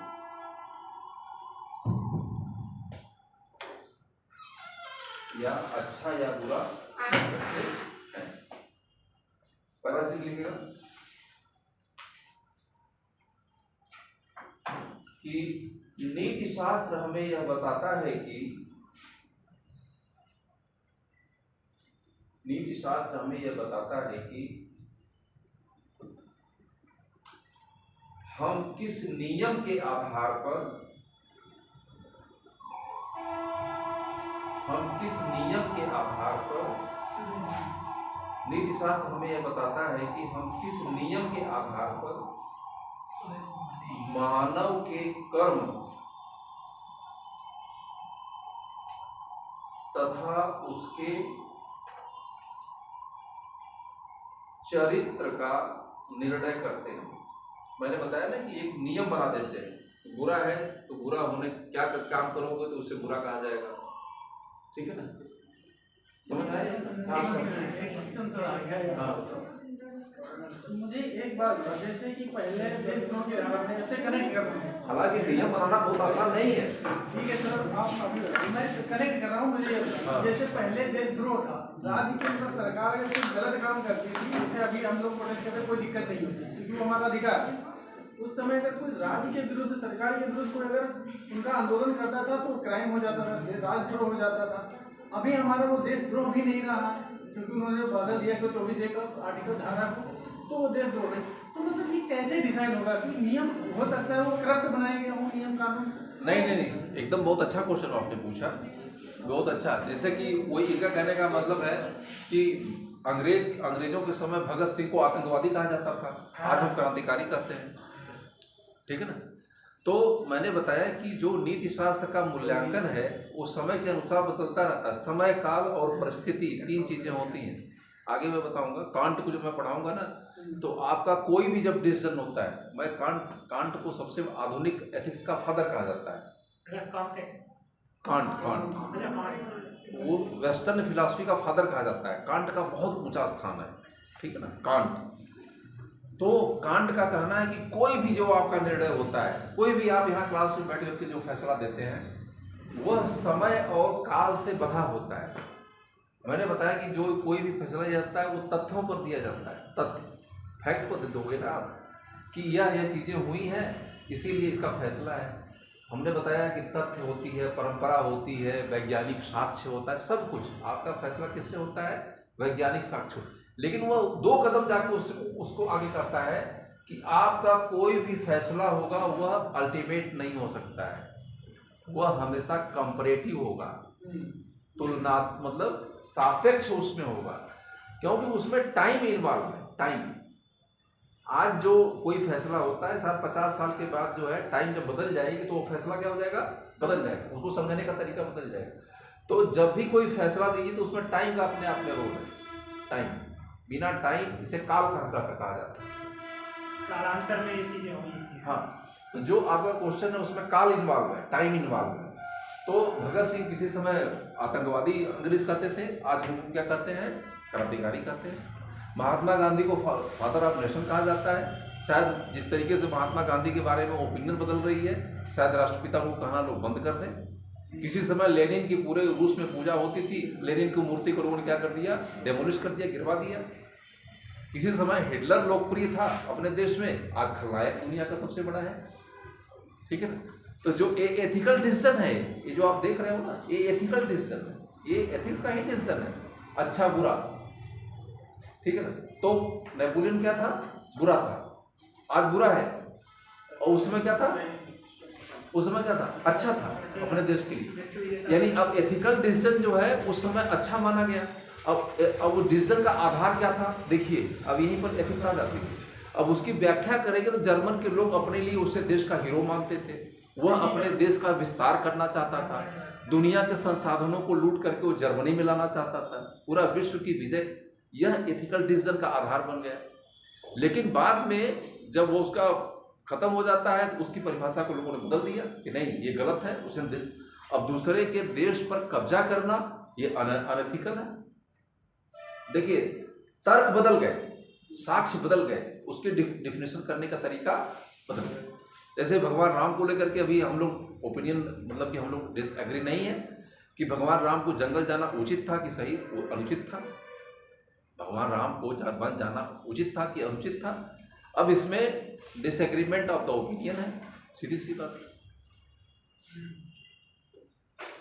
अब जैसे कि उस समय पिता के आदेशों को मानना एक बहुत बड़ा नैतिक धर्म माना जाता था, वो उसकी बातों को कोई ओवरटेक नहीं कर सकता। आज हम ये नहीं कहते कि नहीं उतना माना जाता है, लेकिन उसका महत्व क्या हो गया, कम हो गया।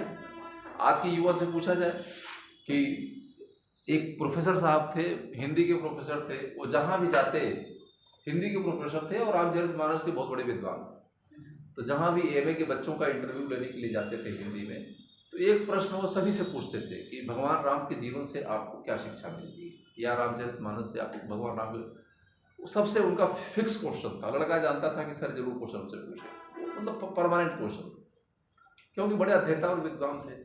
तो उनका एक सेमिनार में हम लोग थे, तो उन्होंने कहा कि एक लड़के ने ऐसा उत्तर दिया जिसको कि मैं कभी जीवन में भूल नहीं पाया।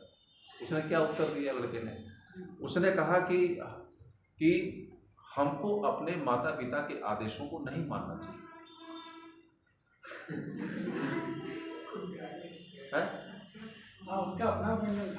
उसने कहा कि हमको ये शिक्षा मिलती है कि भगवान राम के जीवन से हमको ये शिक्षा मिलती है कि हमको अपने माता पिता के आदेशों को नहीं मानना चाहिए। वो चौंक गए, ऐसी क्या बात है। कहे कि सर आज का युवा तो यही सोचता है। आप सोचिए कोई पिता अपने बेटे से कहे कि तुम जंगल चले जाओ या इतना बड़ा एम्पायर छोड़ करके तुम चले जाओ, कि कौन लड़का जाएगा बताइए? कोई नहीं जाएगा, वो भी नंगे पांव, वो भी पत्नी को लिवा करके, इसका कोई भरोसा नहीं।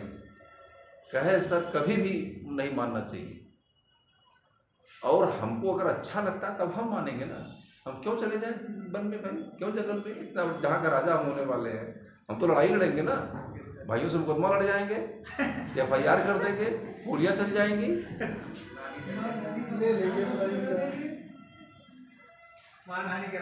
यहाँ पर जो मैं बता रहा हूँ वो डिफरेंस कहाँ पे है, डिफरेंस वैल्यूज का है। और अलग अलग आपकी ओपिनियन अलग है, आपको वैल्यू, अब यहाँ वैल्यू फिर आ जाता है कि भगवान राम की वैल्यूज को ज़्यादा बड़ी रही होगी, उन्होंने अपने परिवार को छोड़ना उचित समझा। उन्होंने कहा कि आपका आदेश है, उसको मानना हमारी एक परंपरा है, और उसके अगर नहीं मानेंगे तो पूरे भारत में एक गलत परंपरा की शुरुआत हो जाएगी, और लोग अपने अग्रजों का या अपने पिता का या अपने बड़े भाइयों के आदेश या माता के आदेश को लोग मानने से हमेशा डिक्लाइन। मर्यादा पुरुषोत्तम है ना, तो इसीलिए उन्होंने कहा कि नहीं, ये अगर हम वायलेशन करेंगे तो पूरे देश में एक नई परंपरा चल जाएगी। इसीलिए हम लोग भाई सर एक चीज मैं इसमें पूछूंगा, कहाँ तक सही है? अगर हम इसमें दोनों पक्ष भी देखेंगे, अगर अभी मर्यादा पुरुषोत्तम राम जी के तरफ से देखेंगे, उनकी मर्यादा की तरफ तो ठीक है, लेकिन अगर हम उनकी धर्म पत्नी सीता जी के पक्ष में देखेंगे तो फिर गलत होगा। नहीं, तो सीता को चलने की तो उन्होंने नहीं कहा ना, वो बात नहीं कर रहा था, उन्होंने छोड़ दिया था रावण के वहां पर दूसरे कहने पर, आपकी धर्म पत्नी थी, आपको विश्वास नहीं था। अब वो फिर यहाँ एथिकल डिसीजन की बात आ जाती है। आप बहुत अच्छा क्वेश्चन पूछे हैं आप। भगवान राम का जो डिसीजन था, ही वॉज द किंग, वो एक राजा थे। अब यहाँ एक राजा के कर्तव्यों को देखिए, राजा का कर्तव्य क्या है। अब वहाँ का पूरा जो कॉन्स्टिट्यूशन आप कर सकते हो, तो जैसे प्रधानमंत्री होता है वो संविधान से बंधा हुआ है, तो जो हमारा से नीति शास्त्र हम लोग पढ़ते हैं ना, ये वेस्टर्न एथिक्स है। तो भारत में जो नीति शास्त्र का बहुत ही ज़्यादा विकास हुआ था, उसके बारे में हालांकि बहुत कम पढ़ाया जाता है। तो जो नीति शास्त्र है भारत में, उसे नीति शास्त्र के नाम से संबोधित नहीं किया, मैं आगे बताऊंगा आपको। उसे नीति शास्त्र नहीं कहा गया, उसे धर्म शास्त्र कहा गया है, ठीक है ना। जो प्राचीन भारत का नीति शास्त्र है उसे क्या कहा गया है? धर्मशास्त्र। धर्मशास्त्र में कौन किताबें आती हैं? वेद आएंगे, पुराने, सबसे बड़ा महाभारत और रामायण, ये दोनों धर्मशास्त्र हैं और बहुत से ग्रंथ हैं। और जिसे आप जो है मनुस्मृति क्या है, ये दोनों में बहुत बारीक अंतर है। यह लॉ है, यह कानून है, दोनों में अंतर है। तो धर्मशास्त्र अलग है और जिसे आप अगर कहते हैं तो ये दोनों अलग है। लेकिन जो हिंदी में नीति शब्द का प्रयोग किया गया है, यहाँ पर नीति का मतलब होता है पॉलिसी, ठीक है, नीति को पॉलिसी में देखा गया है। तो जो भारत का नीति शास्त्र है वो उच्च कोटि का विकसित नीति शास्त्र है। हालांकि उसको अब नहीं पढ़ाया जाता है या उसको ध्यान नहीं दिया जाता है, लेकिन नैतिकता हमेशा बदलती रहती है। जैसे कैकेयी का अनुभव का एक्सप्रेशन मैं फिर कर रहा हूँ। आपको ये पता नहीं है कि कैकेयी का जो विवाह हुआ दशरथ से, तो ऑलरेडी जो है उसके बच्चे थे कैकेयी के। कैकेयी की जब विवाह किया ना तो ऑलरेडी वो शादीशुदा थी, अविवाहित नहीं थी। ध्यान रखना इसको, तो आप लोगों को पता नहीं होगा। She was married and she have the sons and daughters. उनको छोड़ करके वो आई थी इनके साथ। ये नहीं पढ़ाया जाता है। दूसरी है कि जो 5 शादियां ये लोग पांडवों ने की थी, आज उसको अनएथिकल माना जाता है। उस समय एथिक्स में वो शामिल था। तो जो एक व्यक्ति से 5 मतलब एक स्त्री से 5 पुरुषों की शादी करना उस समय की हमारे कल्चर में था। तिब्बत में आज भी चलता है, तिब्बत में आज भी है वो ट्रेडिशन। तो जहाँ पर उन लोगों ने जिस एरिया में शादी किया, कहाँ पे शादी किया था? द्रौपदी से यही किया था जो कन्नौज का काम्पिल, क्या नाम है? फर्रुखाबाद। हाँ, फर्रुखाबाद है। तो फर्रुखाबाद में जहाँ की द्रौपदी रहने वाली थी, वहाँ पर यह विवाह की परंपरा क्या थी? प्रचलित थी। परंपरा में प्रचलित थी कि एक व्यक्ति जो है मतलब कि एक स्त्री 5 लोगों से शादी कर सकती है। 5 लोग, 4 लोग, 3 लोग शादी कर सकती है। यह परंपरा धीरे धीरे खत्म होते होते लोग आज इसको बुरा मानते थे, अच्छा नहीं मानते थे। यह परंपरा आज तिब्बत में है, किसी समय प्राचीन भारत में थी, आज नहीं है। ये थी उत्तराखंड में तो है सर, उत्तराखंड में तो बता दो ना आप। हाँ, तिब्बत में भी परंपरा है। 7-8 जितने भाई हो सब। स्वामी विवेकानंद जब उत्तराखंड में गए थे, तो उत्तराखंड में जाने के बाद उनका संवाद ऐसे ही परिवार, उनको एक ऐसे परिवार में रुकाया गया, ऐसे स्वामी विवेकानंद को ऐसे परिवार में रुकाया गया। तो उस परिवार के बारे में उनको जानने की इच्छा हुई, तो उन्होंने देखा कि 3 भाई के बीच में एक पत्नी है। तो बड़े आश्चर्य में पड़ गए, भाई 100 साल पहले की बात है और वही पढ़े लिखे थे। कहे अरे आप लोग तो एक अजीबोगरीब आदमी है भाई, आप लोग ऐसे किया जाता है क्या? तो उल्टा उन्होंने उन लोगों को समझाया तो उनके चक्षु खुल गया। कहा आप किस दुनिया में, आप सन्यासी हैं भाई, 3 भाई है, एक पत्नी, हम लोग को सम्मान करते हैं, हमारे आपस में रिलेशंस, तो आपको क्या दिक्कत? ठीक है। तो ये तो समभाव की तरफ ले गए। तो फिर विवेकानंद ने इसको रिडिफाइन किया।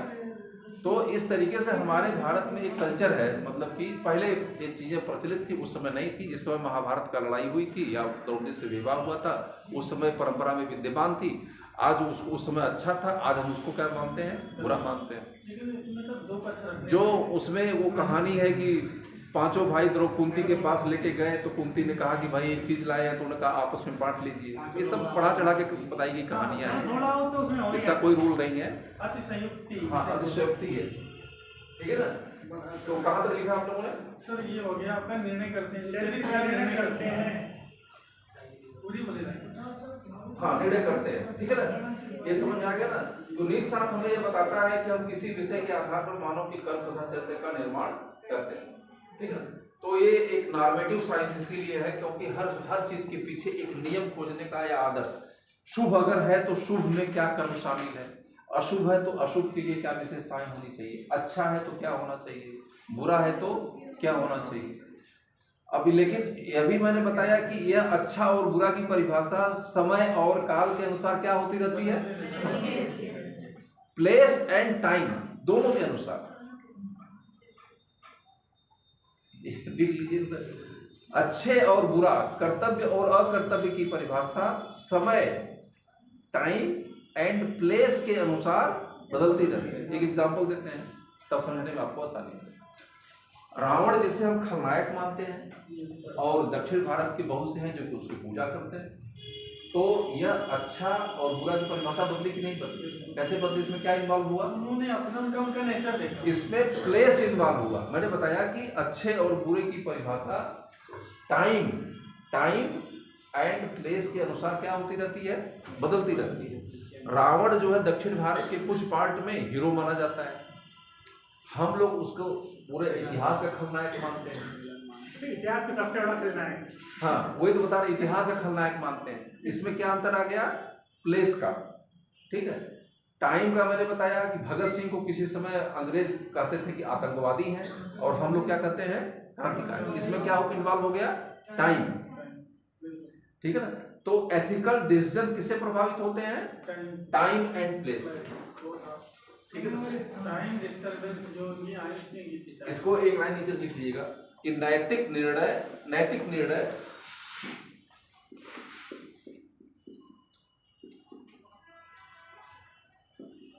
टाइम एंड प्लेस, यानी काल और स्थान, काल तथा स्थान से प्रभावित होते हैं। ठीक है ना। डिसीजन नहीं होता है एथिकल, जो डिसीजन नहीं होता, जजमेंट उसे बोला, जजमेंट डिसीजन नहीं बेटा। ठीक है ना, जजमेंट। तो ethical judgement are the affected are motivated by the time and place. अब टाइम का एग्जांपल मैंने आपको क्या दिया था? टाइम का मैंने एग्जांपल दे दिया। टाइम का लिख लीजिए। टाइम समय के अनुसार क्या? भगत सिंह किसी समय क्या थे? क्रांतिकारी हो। अंग्रेजों के समय वो आतंकवादी थे। ठीक है ना। अब टाइम का एग्जांपल आपको आगे लिख लीजिएगा अपने मन से, ताकि समझने में आपको आसानी हो। भगत सिंह को अंग्रेज क्या मानते थे? अंग्रेज हाँ एक जो है आतंकवादी मानते थे, आतंकवादी मानते थे। आज भी किताबों, बहुत किताबों में आज भी लिखा जाता है, टेररिस्ट लिखा जाता है, माना जाता है। और आज क्या, ये पहले अंग्रेजों के समय टाइम की बात, आज वर्तमान समय में क्या माना जाता है? वर्तमान समय में उन्हें क्रांतिकारी माना जाता है। बागी भी क्या होता है? बागी हम तो विद्रोही है, जुर्म के सताए हुए लोग, वो जो दिनचर्या में कहते हैं हम बागी हैं, हम आतंकवादी नहीं हैं। बागी तो अपने को डकैत भी करते थे, जो मलखान सिंह से लेकर के बड़े बड़े लोग। सेल्फ डिफेंस में गोली किसी को मारना इसी से रिलेट करें। सेल्फ डिफेंस में गोली मार देना प्रूफ हो जाएगी सेल्फ डिफेंस में, और एक जनरल गोली मारना, दोनों में तो अंतर हो गया ना कि उसको भी 302 लगेगा, उसको सेल्फ डिफेंस में छूट मिल जाएगी। हाँ बिल्कुल। और ये तो हमेशा लगभग फ्यूचर में भी ऐसे चलता रहेगा, इसमें तो कोई डिफरेंस नहीं होगा। टाइम का ऑपरेशन सिर्फ फैक्ट का रहेगा, प्रूफ का। हाँ उसमें कोई दिक्कत नहीं है। टाइम, इसमें तो टाइम हर जगह थोड़ी अप्लाई होता है, लेकिन कुछ घटनाएं टाइम से बदल जाती है। जैसे मैंने कई एग्जाम्पल दिया, लेनिन का एग्जाम्पल दिया आपको मैंने, उसका लेनिन का एग्जाम्पल दिया। इसके बाद फिर क्या नाम उनका है, जर्मनी के जो थे कुछ एक्सेप्शन रहेंगे। हाँ तो जो फिर गांधी का भी एग्जाम्पल मैंने दिया। गांधी को भी बहुत से, एक भारत का बहुत बड़ा वर्ग जो है राष्ट्रपिता मानने को तैयार नहीं है। तो यह भी टाइम एक है कि शायद अगले 50 सालों में राष्ट्रपिता के पद को हटा दिया जाए, गांधी की आइडियोलॉजी को किनारे कर दिया जाए, एक दूसरी आइडियोलॉजी भारत में आ जाए, फिर इतिहास में नई व्याख्याएं शुरू हो जाएंगी। तो बहुत चीजें हो सकती है इसमें। यह सारे एथिकल डिसीजन है, ध्यान रखिएगा, सारे एथिकल डिसीजन है। कोई व्यक्ति अच्छा हो जाता है, फिर 50 साल बाद बुरा हो जाता है। ठीक है। तो यह एथिकल डिसीजन है जो कि समय और काल के अनुसार, टाइम एंड प्लेस के अनुसार क्या होते हैं। अभी एक एनालिसिस कबूतर पे आई है सर। पहले कबूतर जा करते थे, चिट्ठियों के वाहक हुआ करते थे। अभी बता रहे हैं कि वो जितनी भी बड़ी बड़ी डिजीज हैं, संक्रामक रोग, बीमारियों के वाहक के रूप में होते हैं, उनको छूना बुलाना नहीं चाहिए। अच्छा, अब अगली परिभाषा में लिखिएगा, अगला जो है कि नीति शास्त्र मानव के ऐच्छिक कर्मों का मूल्यांकन करता है। अगली हेडलाइन परिभाषा जो पीछे लिखी गई उसमें देखिए ऐच्छिक कर्म आया हुआ है, पीछे देखिए ऐच्छिक। हाँ पहले वाले में जो पहली परिभाषा मैंने लिखाई है एथिक्स की, उसमें आया है ऐच्छिक कर्म। हाँ इसी के नीचे आंसर इसका लिखना होगा। नहीं, जो 1.1 हर पॉइंट जो टेक्निकल पॉइंट है उसको मैं आपको डिस्क्राइब कर रहा हूँ, ठीक है। तो एक पॉइंट को तभी ये सारी चीजें आपकी हो जाए। अगली हेडलाइन है नीति शास्त्र मानव के ऐच्छिक कर्मों का मूल्यांकन करता है। नीति शास्त्र मानव, ये पूरी परिभाषा को भी मैं डिफाइन कर रहा हूँ। नीति शास्त्र मानव के ऐच्छिक कर्मों का मूल्यांकन करता है।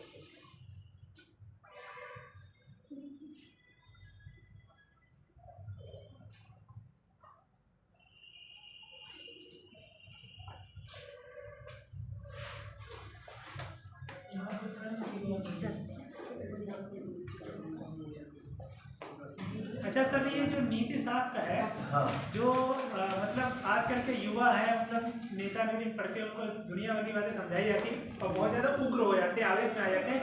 अच्छे से नीति शास्त्र पढ़ाई जाए तो उनका जो सिनेरियो है बदल जाएगा, बिल्कुल बदल जाएगा, क्योंकि वो आंखें खुल जाएंगी, देखने लगे सही से क्या है, सही। रीड बिटवीन लाइन जो कहा जाता है। अब थोड़ा सुकरात को मैं अभी सुकरात हम आगे पढ़ाएंगे। जी सुकरात का कहना है कि जो संसार में समस्याएं हैं, जी उन समस्याएं जो है, समस्याओं के पीछे शिक्षा का अभाव है, एजुकेशन का अभाव। उनका कहना, उनके कहने का ही मतलब है कि कोई अगर बहुत बड़ा शराबी है, कोई नशा करता है, किसी को मार देता है, तो वह समाज का एक प्रकार से दुश्मन है या एंटी सोशल एलिमेंट है।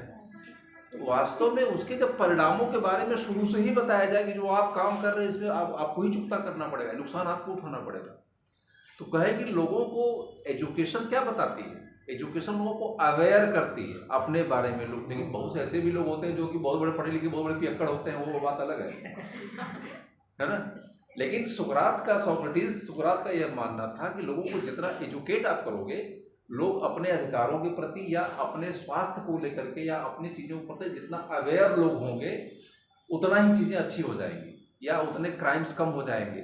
इसीलिए अपने आप में, इसीलिए सुकरात कहता है ना कि अपने ज्ञान को मत जानिए। अगर आपको ज्ञान प्राप्त करना है तो आप क्या नहीं जानते हैं उसकी तरफ जाइए।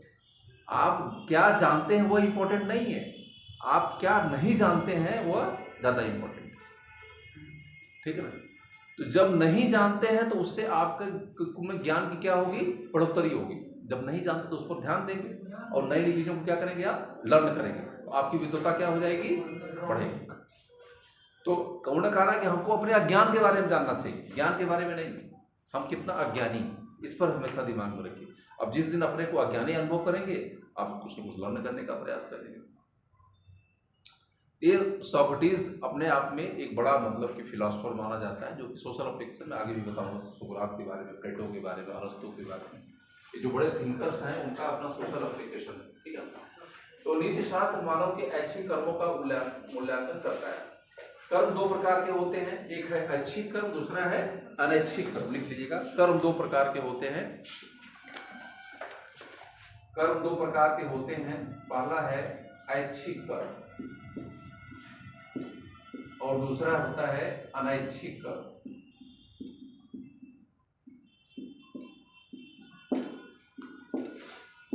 आपके शरीर, आप हमारी बॉडी है, आपकी बॉडी है, किसी जो मानव शरीर है, उसमें से कौन से कर्म ऐच्छिक हैं और कौन से कर्म आपके अनैच्छिक हैं? भावनाएं सारी, जैसे कि काम भावना हुई, भूख लगना हुआ, नींद लगना हुआ, ये सारे अनैच्छिक ही हैं। अब नहीं सांस लेना, ये तो हमारे अंदर में ही नहीं है, तो चले खाना लेना भी अनैच्छिक है। जैसे फीलिंग है हमारे ऑलरेडी चलती है। हाँ, ये चीजें हैं, उसमें परिवर्तन कर सकते हैं। मतलब जो कार्य सक्रिय, जैसे कि बहते हुए पानी को टर्बाइन क्या करती है, इसको सर्कुलर मोड़ देती है। तो इंद्रिय जन्य सभी, इंद्रिय जन्य सभी चीजें कार्य अनैच्छिक हैं। सक्रिय अवस्था में वो ऐच्छिक इसको देख के थोड़ा कंफ्यूजन होता है, मुझे समझते ऐसा क्यों? अनैच्छिक क्रियाएं जो होती है, जिन क्रियाओं के ऊपर जो है मानव का नियंत्रण नहीं है, जैसे सांस लेना, ये करना। टेक्निकली जो अब यहाँ पर फिर पशु की बात आ जाती है। पशु, एनिमल में क्या अंतर है, एनिमल और मानव में क्या अंतर है? सोच नहीं सकता अपने मर्जी से, मतलब हम लोग सोच सकते हैं, वो सोच रहे थे, हम लोग इनोवेट कर सकते हैं, वो लोग इनोवेट नहीं कर सकते। अच्छा, यही सब चीजें। अच्छे बुरे का निर्णय नहीं ले सकता। पशु जो एनिमल होता है ना, उसके अंदर जो बॉडी का जो माइंड होता है, वो ऑलरेडी जैसे कहा था कि फिटेड होता है, जैसे कंप्यूटर होता है ना, कंप्यूटर में जितनी चिप लगाई उतना ही काम करेगा। तो जो एनिमल होता है उसके पास फ्री विल नहीं होती है, फ्री विल यानी स्वतंत्र इच्छा नहीं होती है। किससे गाइड होता है? वो ह्यूमन से नहीं, वो तो सोसाइटी से होगा। अपने इम्पल्सेस से वो गाइड होता है। भूख लगेगी तो पागल हो जाएगा खाना खाने के लिए, ठीक है ना, किसी को भी मार देगा, कुछ भी करेगा। तो जो बॉडी की जो बेसिक रिक्वायरमेंट होती है वह उससे गाइड होता है, उससे गाइड होता है। जो बॉडी की जो बेसिक बॉडी जो कहेगी वो करेगा, उससे ऊपर वो निकल ही नहीं सकता है। इस मामले में उसे पशु, इसीलिए पशु का मतलब जो पास में बधा हो, मैंने कल बताया था। यानी इंद्रियों से बना हो। पशु का मतलब जो पास में हो, पास का मतलब जो बंधन में हो। पशु मतलब पशु का किससे नहीं, जो पास में हो, जो पास में हो उसे पशु कहा जाता है। पास का मतलब जो बंधन में हो, बंधन का मतलब जो बॉडी की उसकी जो रिक्वायरमेंट है, जो बेसिक इंस्टिंक्ट्स हैं, वो उससे गाइड हो रहा है। अगर मानव भी अगर उसी तरीके से बिहेव कर रहा है तो वो भी क्या है? पशु है। अच्छा, अब जो पशुपति है वो कैसा होगा? वो इंद्रियों को कंट्रोल कर लेगा, इंद्रियातीत होगा, इंद्रियातीत। पशुपति किसे कहा जाता है? पशुपति शिव को कहा जाता है इंद्रियातीत। जो अपनी इंद्रियों पशुपति भगवान शिव को कहा जाता है। जो समझ से मुक्त है। पशुपति का मतलब एनिमल नहीं, अपनी इंद्रियों का स्वामी होता है। वह अपने शरीर की धड़कन को भी, अब देखिए तो अंतर समझ लीजिए, जो योगी और जो सिद्ध होता है वह अपने शरीर के इंद्रियों की धड़कन को भी कंट्रोल कर लेता है, जैसा चाहेगा वैसा। यहाँ तक कि अपनी सांस को भी लेना क्या करता है? बंद कर देता है, सांस भी लेना बंद कर देता है। तो जितने भी उसके अनैच्छिक कर्म है, अनैच्छिक यानी जिस पर कि आपका नियंत्रण नहीं है, उस पर भी वह क्या करता है? नियंत्रण स्थापित कर देता है। तो यह योग में यह कहा गया है, किसी समय जो आपकी ह्यूमन बॉडी होती थी यह पूरी तरीके से आपके नियंत्रण में थी, लेकिन चूंकि आपने उस पर ध्यान देना कम कर दिया, इसीलिए वह आपके नियंत्रण के बाहर होती है। योग यही है। योग में क्या होता है? सबसे पहले वो लोग अपने श्वासों पर ध्यान देते हैं, श्वास कैसे आ रही है, कैसे जा रही है, यही योग है। मतलब वो ब्रेन को एक पॉइंट पे सेंट्रलाइज करते हैं। हाँ, अब यह है कि दिमाग को ट्रेन करने का तरीका है। जैसे बंदर को ट्रेन किया जाता है ना, तो पहले यहाँ से यहाँ बंदर को डंडा दिखाएंगे तो फिर डंडा में जाके वहां बैठ जाएगा। बट एनिमल ट्रेनिंग कैसे होती है आपको पता है? एनिमल की ट्रेनिंग कैसे होती है? जो बंदर डांस करता है ना, तो ये साइकोलॉजी का विषय है। जैसे वो ऐसे बजाएगा, जब उसको ट्रेन किया जाता है नीचे उसके गर्म तवे रखे रहते हैं, तवे। जब बंदर को ट्रेन किया जाता है ना, उसको वीडियो में देखिए आप ना, तो जब ऐसे डमरू बजाएंगे तो उसको पैर पे ऐसे रखा जाता है, नीचे गर्म तवा होता है, जैसे ही रखता है उसे उछल जाता है। तो मतलब उसको रिएक्शन को इसे कर देते हैं, डमरू से करते हैं। डमरू जैसे ही बजा वैसे नाचना वो शुरू कर देता है, क्योंकि उसके इंपल्सेस में वह रिलेट हो गया है कि जैसे मैं पैर रखूंगा उसे जलेगा, वो उस पर फिक्स हो गया है। शेर जो लायन होता है ना, जो शेर का इंस्ट्रक्टर होता है जो सर्कस में, वो इतनी डंडी लिए रहता है, डंडी ऐसे लेगा तो शेर जो ऐसे बैठ जाता है। सो डंडी में कुछ भी नहीं रखा है। जब ट्रेन करते हैं तो उसको बचपन से ही ट्रेन करते हैं। शेर की बच्चा होता है, तो जब बच्चा होता है ना तभी उसको उसमें करंट होता है। बड़ी छोटी क्लास है। फिलॉसफी के लिए कोई क्लास 3-4 घंटे होने चाहिए। एक टॉपिक कम से कम, क्योंकि ये डिस्कशन से मैं ज्यादा होता ना। डिस्कशन है। क्या टाइम हो गई? थोड़ी सी 10 मिनट हम ले लेंगे। ऊपर घड़ी है 44 हो गया।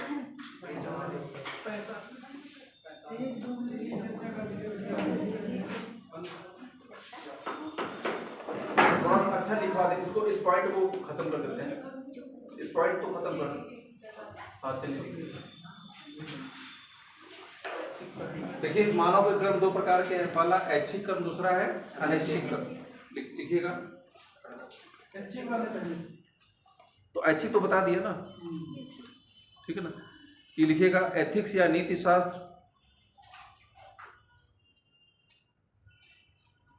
नीति शास्त्र मानव के ऐच्छिक कर्म का मूल्यांकन करती है। मानव के ऐच्छिक कर्म का मूल्यांकन करती है।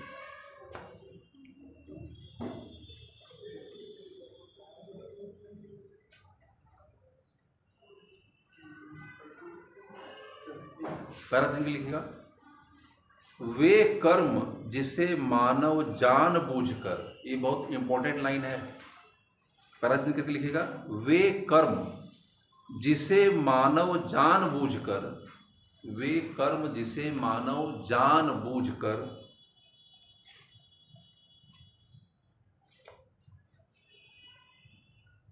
कामा सोच समझकर करता है, जानबूझकर तथा सोच समझकर करता है,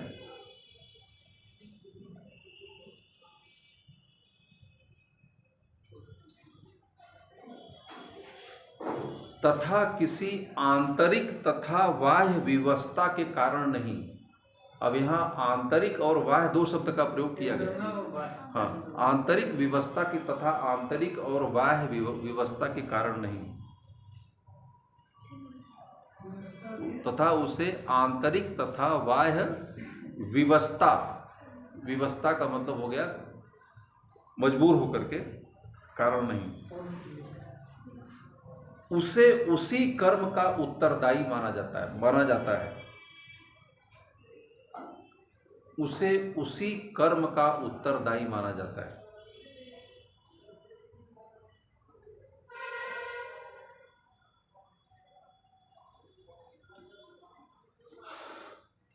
उसे उसी कर्म का उत्तर, फिर पैराचिन लिखिएगा, ऐच्छिक कर्म को आचरण कहा जाता है। ऐच्छिक कर्म, तो ऐच्छिक कर्म को क्या कहा जाता है? आचरण। ऐच्छिक कर्म को आचरण कहा जाता है। नीति शास्त्र केवल उसी का मूल्यांकन करता है, नीति शास्त्र केवल उसी का मूल्यांकन का करता है।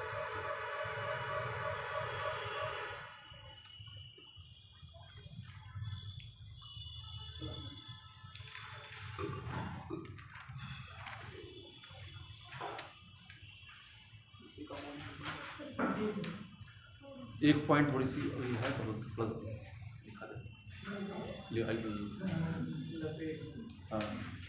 अगली पॉइंट है कि नीति शास्त्र सामाजिक जीवन जीने वाले मनुष्यों के कर्मों का मूल्यांकन करता है। अगली हेडलाइन है, अगली हेडलाइन, नीति शास्त्र सामाजिक जीवन जीने वाले मनुष्यों के कर्मों का मूल्यांकन करता है।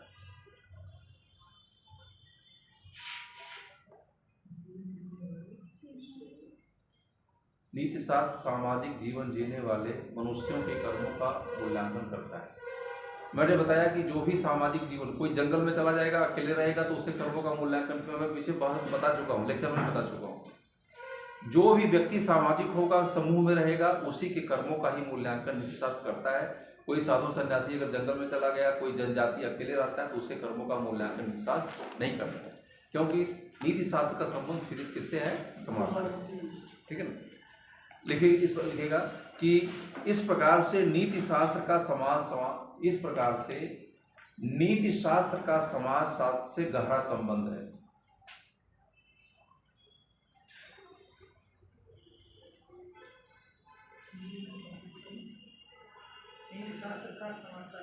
से गहरा संबंध। चलिए छोड़ देते हैं, नहीं तो फिर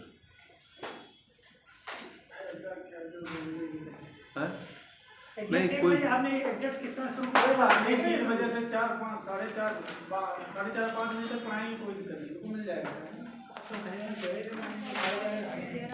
नहीं कर